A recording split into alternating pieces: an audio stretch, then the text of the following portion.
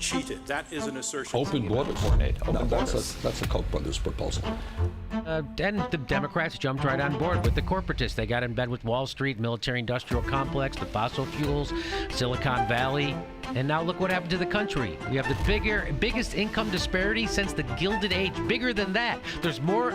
Expanded trade has thrown the working class into much more competition than they experienced before trade with lower wage countries took off. Can say is that as a country, we have to make a different set of choices because the choices we've made have hurt working people. Congressman, because I wouldn't know what to tell you to write. I don't know what to do about the depression and the inflation and the Russians and the crime in the street. All I know is that first, you've got to get mad. You've got to say, I'm a human being. God damn it. My life has value.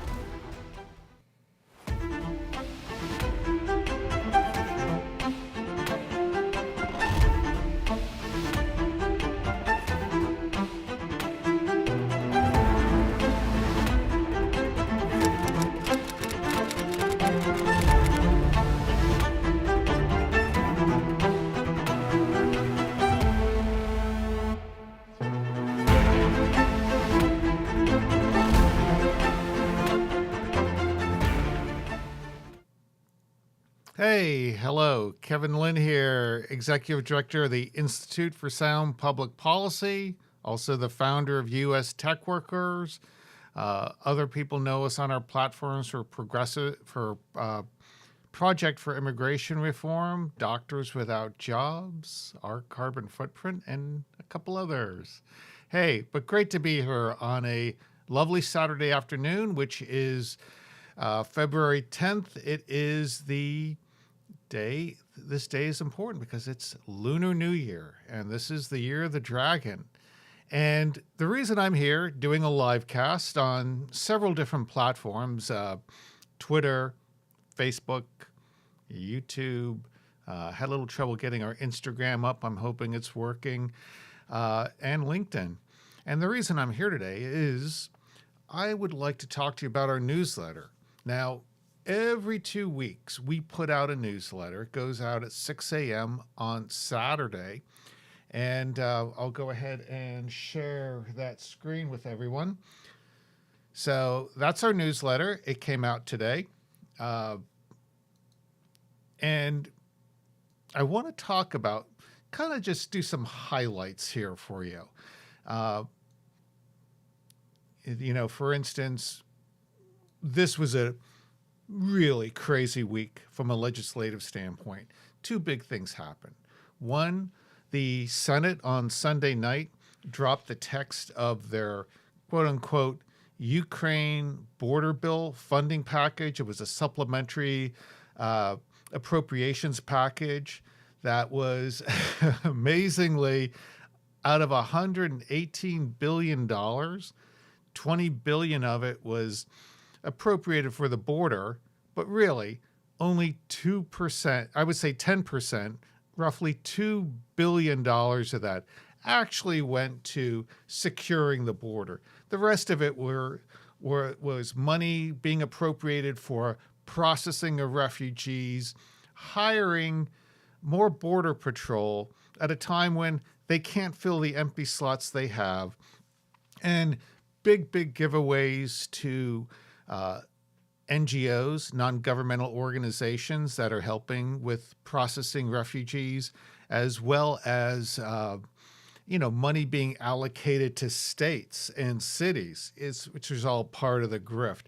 And we discussed that a couple hours after the text came out. I was joined by Hart Celler, Sheena Rodriguez, Paul, and we talked for about 2.5 hours. We went through the 395 pages, highlighting the issues that involved immigration. And our view at the end of it, much like what Speaker Johnson said, he expected something bad, and this was orders of magnitude worse. So he said essentially it was going to be DOA if it arrived in the House. And interestingly, because of the huge backlash that happened on not just social media, But in the grassroots, by Wednesday, Mitch McConnell couldn't hold a coalition together of senators. So support for it just unraveled. Now, this coming week, they're going to try to put up a separate Ukraine funding package, but it goes back to what Speaker Johnson said back in January, that, hey, no Ukraine funding until we get funding for the border so that we can secure it. And frankly, we really don't need a lot of funding. What we need is an administration, or at this point, a cabal that simply wants to secure the border, and it will happen. And then, of course, we talked about the very disappointing impeachment vote on DHS Secretary Alejandro Mayorkas. Now, the problem here, this guy really does deserve to be impeached and pushed out of office. The problem is we can't seem to hold enough Republicans together, even though they have a majority in the House to do it. There were a few errant Republicans, among which was, unsurprisingly, Representative Buck, who's probably angling for an MSNBC contract. But the real shocker was Representative McClintock. Now, he had voiced his opposition to impeaching Mayorkas some time ago. But let's get real. This guy, he needs to go. And frankly, Congressman McClintock, whatever it is you think you're trying to do, you're wrong. And you have to vote yay on impeachment. Now, it's not dead. It was initially a tie, and then another Republican joined the ranks to vote nay. But procedurally, it's still open because Representative Scalise of Louisiana, for medical reasons, could not be there for the floor vote. So Representative Marjorie Taylor Greene has promised to bring it up for a vote next week. So fingers crossed, everyone, that we're going to get that. Now, going down, as again, it's a newsletter, so we kind of recap some of the things we've done during the week. The week before this last week, I was down in Texas, and I went down to Eagle Pass and was up in the Austin, San Antonio area, Dallas, Fort Worth area, and it was an amazing thing. I expected to see multitudes of illegal aliens crossing the border, being processed there in Shelby Park in Eagle Pass, but there was nothing. Ladies and gentlemen, there were 0 illegal aliens attempting to get across the border. There were 0 illegal aliens being processed. There were 0 illegal aliens around the town, in and around the town of Eagle Pass. And there was no one at the shelters that are being run by the NGOs. Now, I came to understand that they had cleared out the shelters. So they pushed all the illegal aliens into shelters in other communities in Texas. And it appears they decided to control the border, not so much because of barbed wire, but because that coming Sunday, 13 governors, including Governor Abbott of Texas, were going to meet down there in Eagle Pass and do a press conference and talk about the open border. You also had the pressure that was being brought to bear by a huge convoy of activists that had started in the Carolinas and was going to make its way to the Eagle Pass area that weekend. So all of that combined ended up not stopping immigration or illegal immigration to the U.S., but much like in the military, we would say a just fire shift when we're calling for artillery. They simply shifted the movements to the states of California and Arizona. And this was being reported on while I was in Texas by really great on the ground journalists like Hernando Acker, American News Network, Tyler Craig, and many others. I know I should have mentioned a lot of others because these people are real heroes down there. And in many cases, making no money off of this, really relying on donations of people like you and me to help them continue their mission. So, moving on with our newsletter. Interestingly enough, and I'm going to be sending out a much more detailed email blast on Monday, but Namrata Singh, a award-winning director, who did a documentary a couple years ago called America's Forgotten, asked me to be interviewed in her latest interview on the topic of H-1B visas and how they might pose a national security threat to the United States. And that interview is included in her latest documentary, America Invaded, which just came out. So we'll be putting out more about that on Monday, but also click on the link in the newsletter, go to the Rumble page.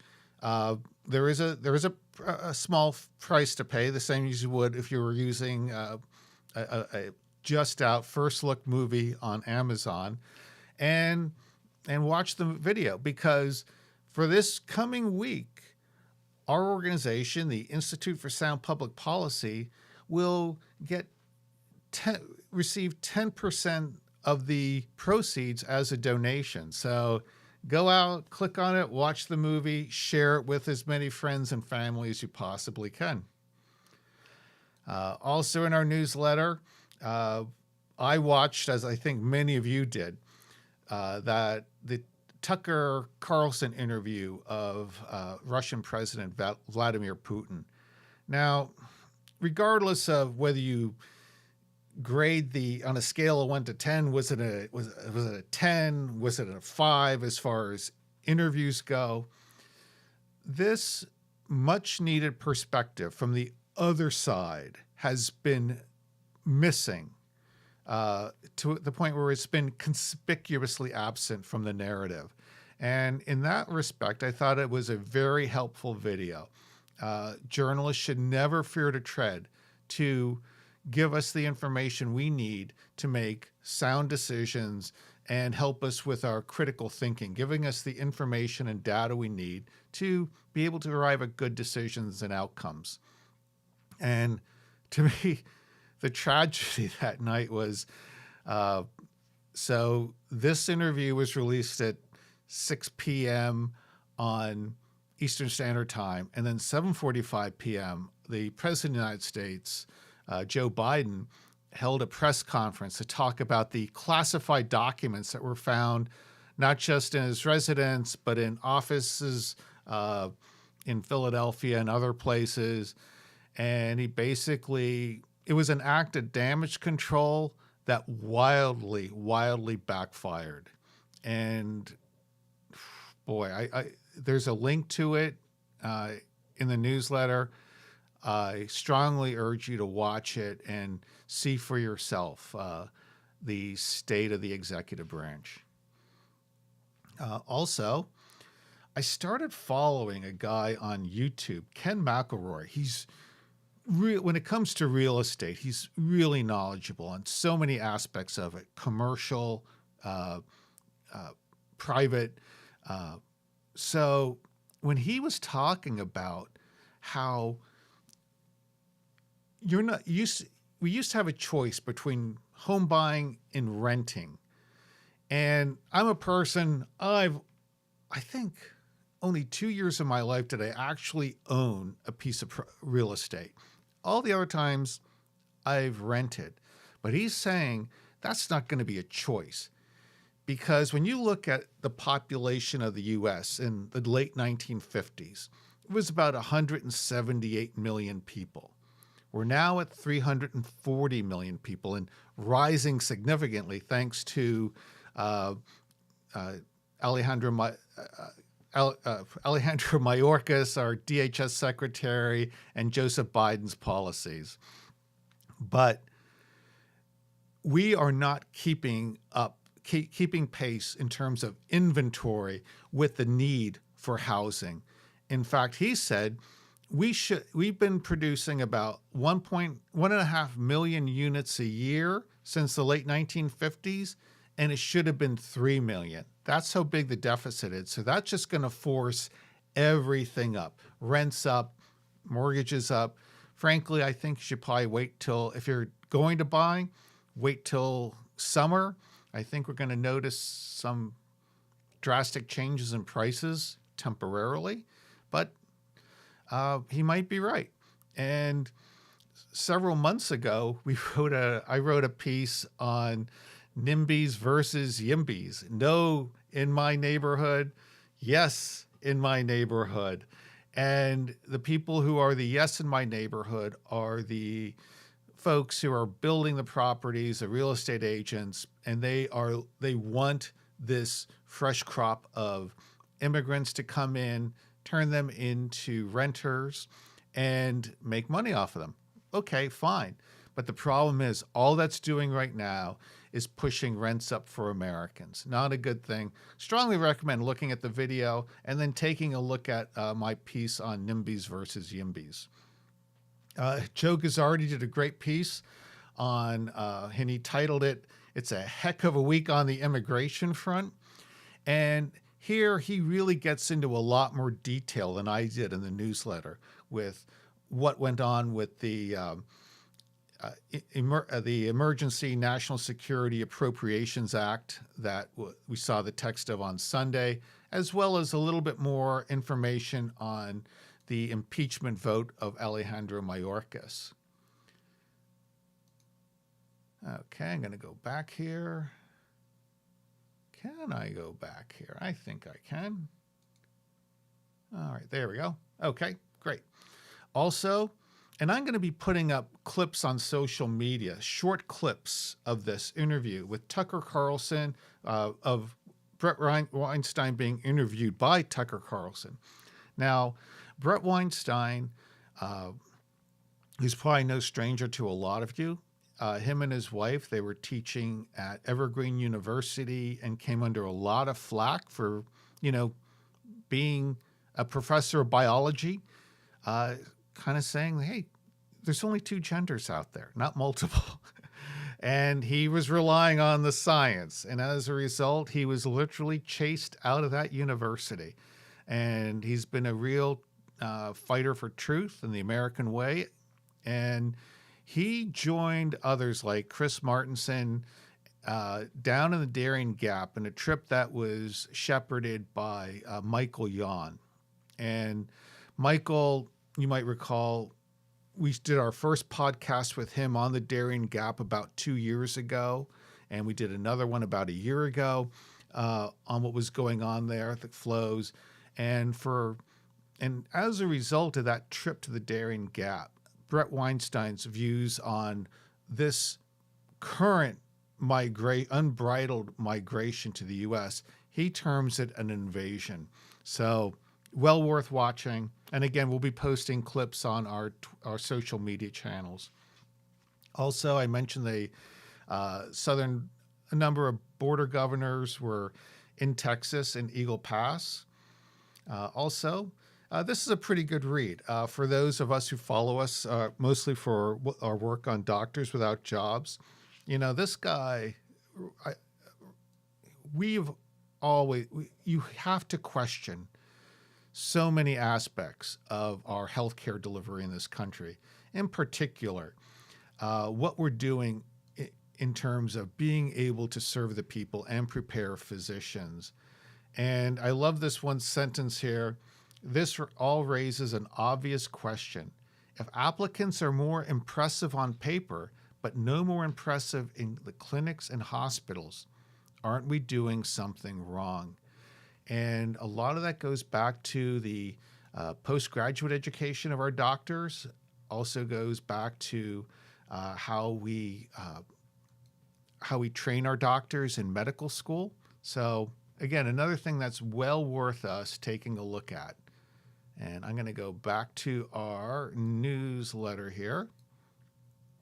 Okay, there we are, back at it. All right, a few other things. I hit the wrong newsletter. Okay, here we go.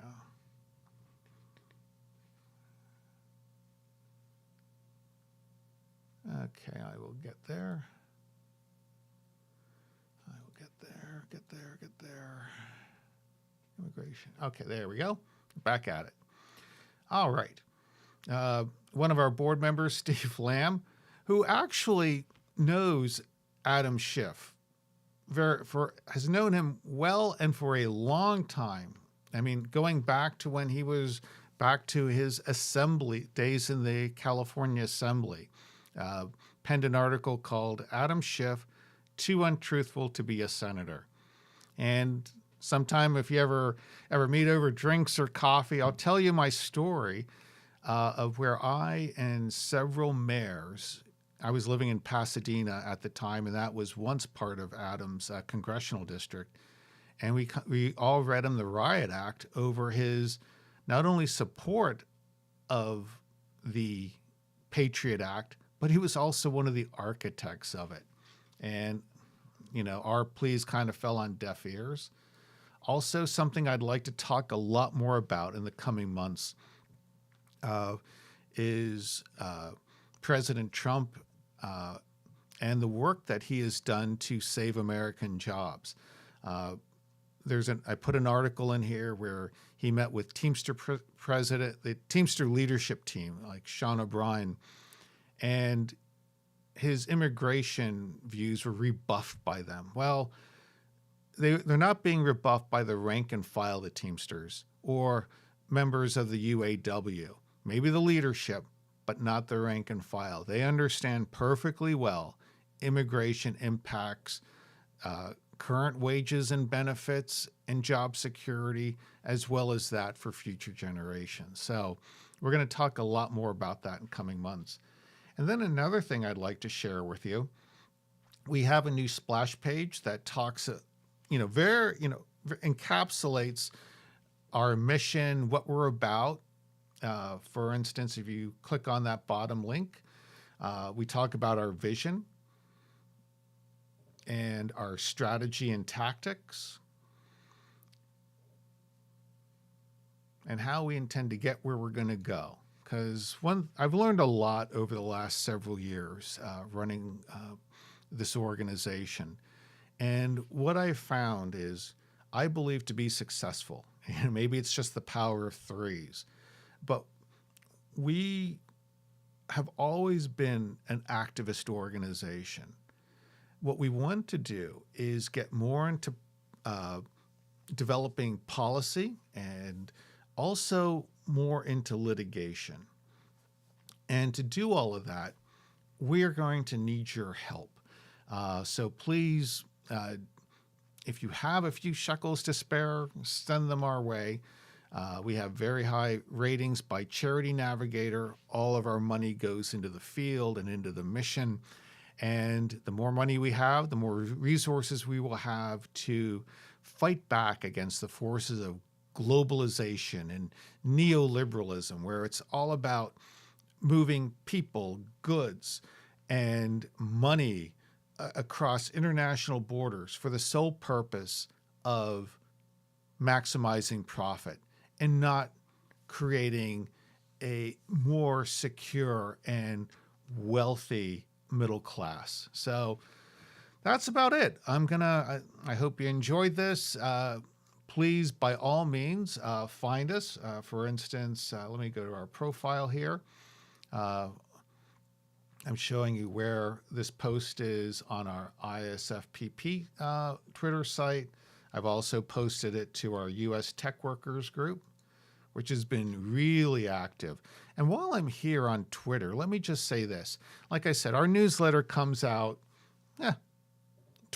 every 2 weeks. But ladies and gentlemen, we are very active on social media. I wouldn't doubt if we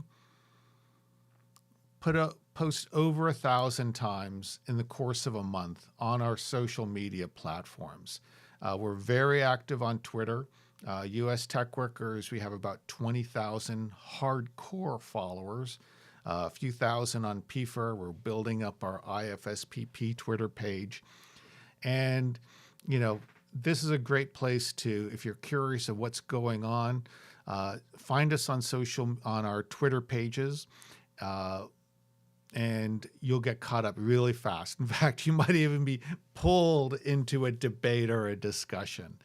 And we'll be doing a lot more live feeds on Twitter, as well as YouTube, and a lot more videos and interviews and podcasts. In fact, I have a podcast coming up tomorrow morning. It won't be live. It will be recorded, but we're actually going to sit and talk to a couple H-1B visa workers, learn their story. It's like anything else. You have to, before you can really take action, you really have to understand all sides of an argument.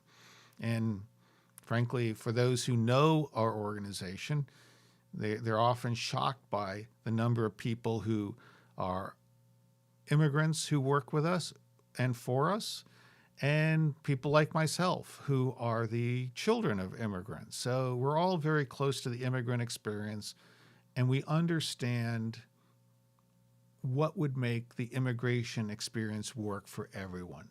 That's the new arrivals and the people who have been here. So with that, I'm going to sign off.